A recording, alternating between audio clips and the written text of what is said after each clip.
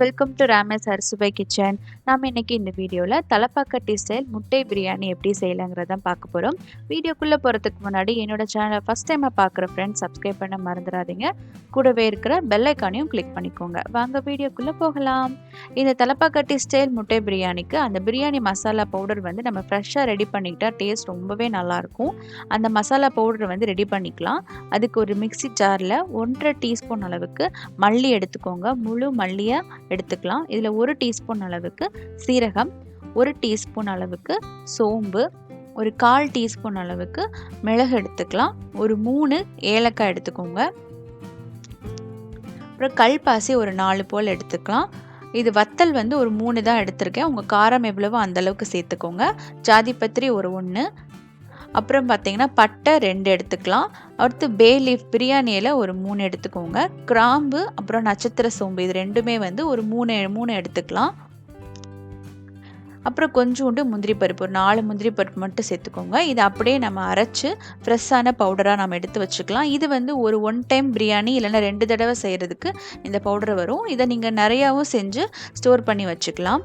இப்போ இந்த பிரியாணிக்கு தேவையான மசாலா பேஸ்ட்டு பார்த்திங்கன்னா இஞ்சி ஒரு 5 பல் பூண்டு, ஒரு 10 சின்ன வெங்காயம், அப்புறம் பார்த்திங்கன்னா ஒரே ஒரு பச்சை மிளகாய் இதெல்லாம் சேர்த்து நம்ம பேஸ்ட்டை அரைச்சி வச்சுக்கலாம். இதில் பெரிய வெங்காயம் எதுவும் சேர்க்க போகிறதில்ல, அதனால் சின்ன வெங்காயத்துலேயே இந்த பிரியாணி செய்யலாம், சூப்பராக இருக்கும். இப்போ நம்ம ஏற்கனவே நான் முட்டையை வந்து வேக வச்சு எடுத்து வச்சுருக்கேன். அந்த முட்டையை வந்து ஒரு கொஞ்சமாக மசாலா தடவி நல்லா ரோஸ்ட் பண்ணிக்கலாம். அதுக்கு வந்து கொஞ்சமாக எண்ணெய் சேர்த்து பார்த்திங்கன்னா ஒரு 1/4 டீஸ்பூன் அளவுக்கு மிளகாய்த்தூள் சேர்த்துக்கோங்க. கொஞ்சோண்டு மஞ்சள் தூள், கொஞ்சோண்டு உப்பு சேர்த்துக்கலாம். இதை வந்து ரொம்ப லோ ஃப்ளேமில் பேன் வச்சுக்கோங்க, இல்லைனா வந்து உங்களுக்கு மஞ்சள் தூள்லாம் கருப்பாயிடும். ஸோ அதனால் ரொம்ப லோ ஃப்ளேமில் வச்சுட்டு இதை நல்லா ஃப்ரை பண்ணிவிட்டு அதில் வேக வச்சுருக்கிற முட்டையை வந்து சேர்த்துக்கலாம். ரொம்ப நேரம் ஃப்ரை பண்ணவும் தேவையில்லை. ஒரு 5 நிமிஷம் மட்டும் அந்த லேயர் மட்டும் நல்லா உங்களுக்கு மசாலாவை நல்லா ஃப்ரை ஆனப்புறம் நம்ம எடுத்துடலாம். ஸோ பார்த்திங்கன்னா எக்கு நல்லா ஃப்ரை ஆகிடுச்சு. இதை தனியாக எடுத்து வச்சுப்போம். இப்போ வந்து பிரியாணி எப்படி செய்யலாங்கிறத பார்க்கலாம். அதுக்கு ஒரு குக்கர் வச்சுக்கலாம். இதில் ஒரு 4 டேபிள் ஸ்பூன் அளவுக்கு எண்ணெய் சேர்த்துக்கோங்க. எண்ணெய் நல்லா சூடான பிறகு சும்மா ஒரு பட்டை, ஒரு கிராம்பு, ஒரு பிரியாணி எல்லாம் சேர்த்துக்கலாம். இது வந்து ஆப்ஷனல் தான், நீங்கள் சேர்க்காமையே செய்யலாம். ஏன்னா நம்ம எல்லாமே சேர்த்து அரைச்சிருக்கோம். இதில் நம்ம அரைச்சி வச்சுருக்கிற அந்த இஞ்சி பூண்டு பேஸ்ட்டை வந்து சேர்த்துக்கோங்க. இதில் வந்து பெரிய வெங்காயம் சேர்க்கணுன்னு அவசியம் இல்லை. ஏன்னா நம்ம சின்ன வெங்காயம் அரைச்சி சேர்த்துருக்கனால அந்த வெங்காயம் வந்து தேவைப்படாது. இதிலே வந்து ரொம்ப டேஸ்ட்டான உங்களுக்கு பிரியாணி கிடைக்கும். நான் வந்து நெய் சேர்க்க மறந்துட்டேன், அதனால் 1 டீஸ்பூன் அளவுக்கு நெய் வந்து சேர்த்துக்கிறேன். இதெல்லாம் சேர்த்துட்டு அந்த இஞ்சி பூண்டு பேஸ்ட், வெங்காய பேஸ்ட் வந்து நல்லா வந்து ஃப்ரை ஆகணும். அந்த அளவுக்கு நம்ம ஃப்ரை பண்ணி எடுத்துக்கலாம். இப்போ இதில் நம்ம ஃப்ரெஷ்ஷாக அரைச்சி வச்சுருக்கிற அந்த பிரியாணி பவுடர் வந்து சேர்த்துக்கோங்க. இதில் நான் 3 டீஸ்பூன் அளவுக்கு சேர்த்துக்கிறேன். உங்களுக்கு நீங்கள் எந்த அளவு பிரியாணி செய்கிறீங்களோ அந்த அளவு சேர்த்துக்கோங்க. நான் வந்து 2 கப்பு வந்து சீரக சாம்பார் ரைஸ் எடுத்திருக்கேன், அதனால் 3 டீஸ்பூன் அளவுக்கு சேர்த்துக்கிட்டேன். இது கரெக்டாக இருந்தது. இதில் ஒரே ஒரு தக்காளி வந்து சேர்த்துக்கலாம். சேர்த்துட்டு நல்லா வந்து இதை நல்லா தக்காளி நல்லா வதங்குற அளவுக்கு வதக்கிக்கோங்க. இப்போ இதில் தேவையான அளவுக்கு உப்பு சேர்த்துக்கலாம்.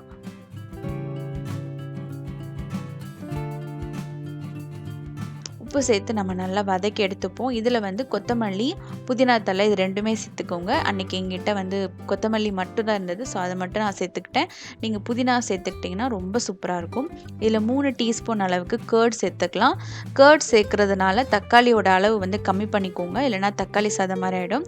ஸோ அதனால் கேர்ட் வந்து ஒரு 3 டீஸ்பூன் அளவுக்கு சேர்த்துக்கிட்டேன். இதை சேர்த்துட்டு நல்லா ஃப்ரை பண்ணிக்கோங்க. இந்த எண்ணெயெல்லாம் நல்லா பிரிஞ்சு வர வரைக்கும் ஃப்ரை பண்ணிக்கலாம். இதில் வந்து நான் ஊற வச்சுருக்கிற சீரக சம்பா ரைஸை வந்து சேர்த்துக்க போகிறேன்.